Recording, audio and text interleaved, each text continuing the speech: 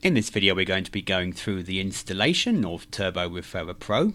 Once you've gone to the license screen and accessed your product and downloaded, you just make sure to download, you choose the TurboReferer Pro, the version, put in your license number you've been given, your username and password which you've also been given, and request the install. Then you'll have actually downloaded the product and you'll have a zip file on your computer desktop. Now to access this I'm using WinZip. We just want to use it and extract it to our desktop, so then we have the following files that you should see. You've got a readme license, an install.cgi, an installed zip file, and an upgrade CGI file in case you're upgrading, but I'm going to upload all three of these anyway. So the first thing you want to do is the domain that you've registered the product to, so you've got the license for a specific domain. You want to use your FTP, I'm using Smart FTP. And you want to upload the files that you've extracted. You can see them here. You want to upload them to the root or the public_HTMLs to the root directory of where you're going to have the product. On the installation process, you'll choose the actual folder you wish to use. Now the thing that's important here, as you can see, I've got a choice with Smart FTP to choose auto, binary or ASCII mode. You want to make sure that you're uploading in binary format when you transfer these files. To transfer them, you just highlight the three files and you then left click your mouse, drag over, drop, and make sure you upload them to your root directory, and those are going to start uploading now. Now while they're uploading, you want to log into your domain of your hosting account, going to your cPanel, which you'd have got from your hosting provider. So you log into cPanel and you want to scroll down looking for the MySQL databases, because we need to set up a database for the script to run. So we click MySQL, and then you can see you've got an option to create a new database. You'll have a username and underscore already that's there, and you'll use this in a moment. Put in a name that's right for your script. I'm just going to call mine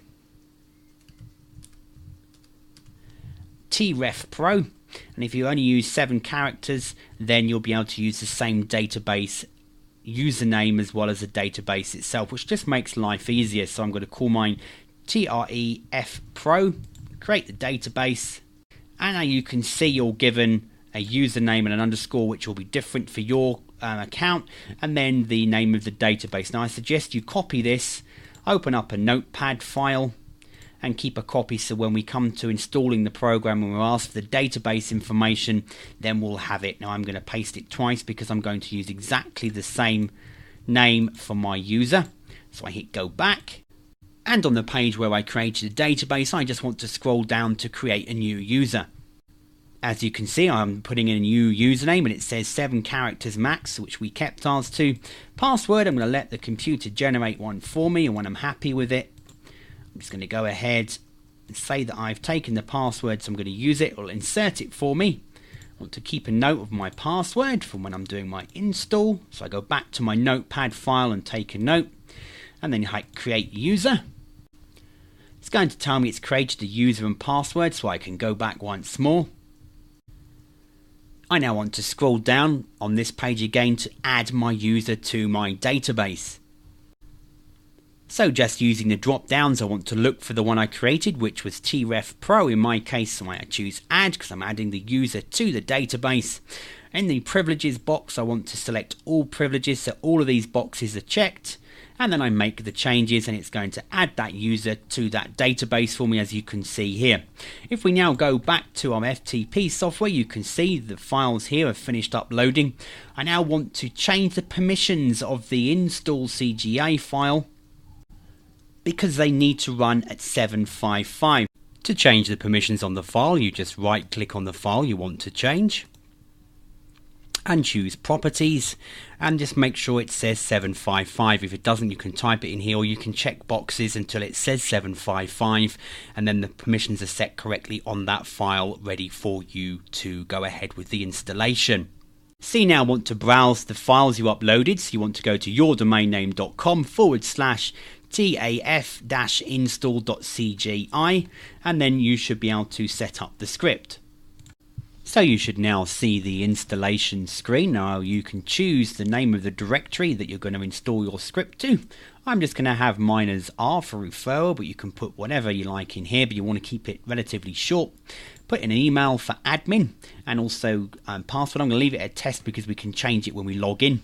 Now here's the MySQL information. So if you remember, we took our notepad file earlier on.